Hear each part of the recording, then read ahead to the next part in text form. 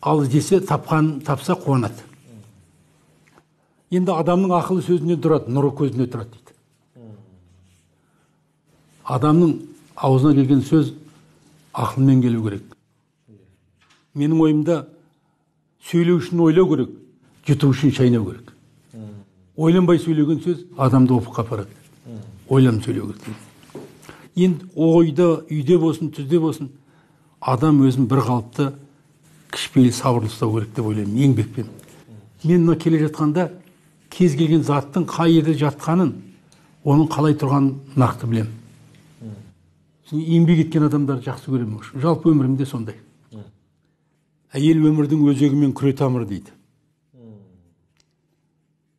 Әйелің ақылды болсаң, 4 құбылаң түгел дейді. Немесе әйелің ақылды болса, бүкіл байлықтың тең жартысы дейді. Әйел сұлу бола ма, болмай ма, ол табиғаттан, бірақ ақылды болып парыз екен әйелдер. Әйелдер адал болса, ол періштедей пак болса, оның мерейі үстем тұрады екен. Ол баланың алдында да, ер адамның алдында да.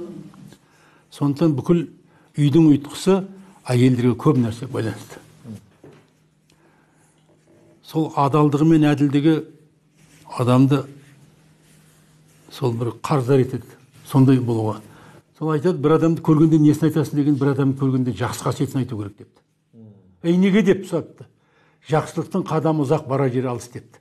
Арамның адымы қысқа, бара жері жоқ депті. Ол адам ондай емес шығар десе айтты. Егер ол адам ондай болмаса, сондай болуға қарыздар депті. Жақсылықтың қадамы ұзақ, бара жері. Жақсылық деген қандай деп сұраса айтты. Жақсылық деген ол ауыр нәрсе депті.